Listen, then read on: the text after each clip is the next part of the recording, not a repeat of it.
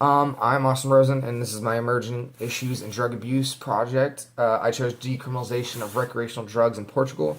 The last video I made ran a little long, so I have to do this a little fast. So I did this project.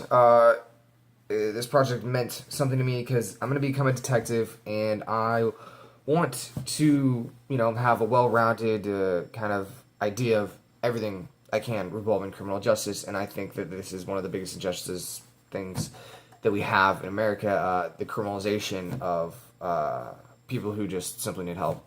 And so I started with imagine a country where drugs are legal. Imagine what its citizens look like. Imagine what the country looks like. Imagine the health of the citizens. And imagine a world where we're not doing a war on drugs and still winning against drugs. And that's exactly how exactly what Portugal has done. Brief history on drugs. Drugs have been around since as long as history's been around, I'm sure. But the book Drug Use and Abuse tells us that plants and alcohol are known to be the first altering substances used. Fermenting fruit to become wine, and plants like opium poppy were used in religious ceremonies. And evidence suggests that substances were ingested all the way since 6400 BC to experience a state of altered consciousness. Now, war on drugs we have now is the development of drug law legislation is the main way society establishes formal guidelines for drug use. What does that mean for American populace? It means that our government is in charge of regulating and restricting drugs throughout America, also reflecting the beliefs our society shares about drugs.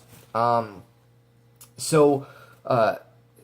implementation of drug laws in the United States did not really begin until the 20th century, making the United States one of the last industrialized nations to formally implement drug legislation, which just makes one think, we are one of the hardest, hitting criminalization kind of model countries, I think, out there when it comes to drugs. And we were one of the last people to start legislation for it. So, there are some prevention strategies, some base level prevention strategies. There is primary prevention, secondary prevention, and tertiary prevention. Primary prevention consists of strategies of avoiding substances altogether before any use can occur. Secondary is implemented when substance abuse has occurred already and aims to prevent further abuse. Lastly, tertiary is for those who are beyond the dependence of the drug and try to terminate use of the substance completely. There's also models preventing drug use.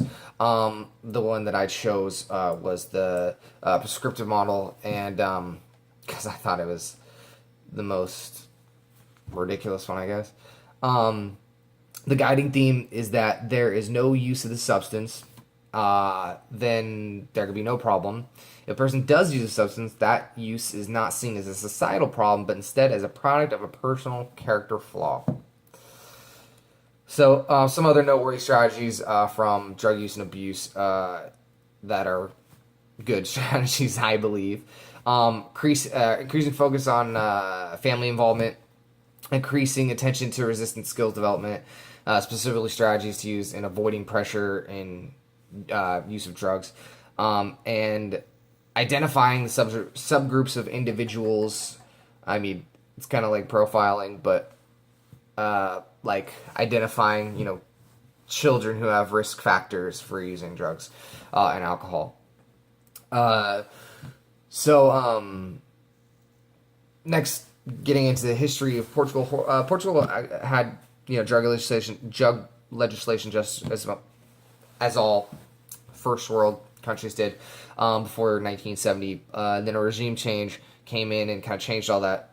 And after the regime change, the drug use began to become more prevalent. So they turned to programs to create preventative drug use strategies and study it as a whole. Things began to take a turn worse in the 1990s when Portugal experienced a large amount of heroin circulating streets, which resulted in a public health problem because everyone got AIDS from intravenously injecting themselves. Now I'm over my 5 minutes, but I'm going to keep going. So Portugal had the highest rate of injection, drug-related AIDS cases in the European Union. So basically, they had to change the perception of drug using, resulting in seeing it as a public health problem instead of a criminal problem.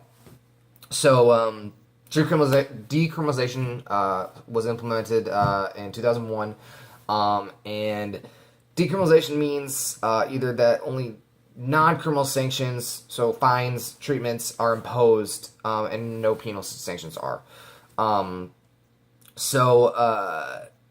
To kind of conclude, because I'm way past my time, a quote by Glenn Greenwald, one of the authors I used for my sources. He says, "None of the parade of horrors that decriminalization opponents in Portugal predicted and the decriminalization opponents around the world typically invoke has come to pass. In many cases, precisely the opposite has happened, as usage has declined in many key categories and drug-related social ills have been far more contained in the decriminalized regime." So basically, it worked. And that's not it.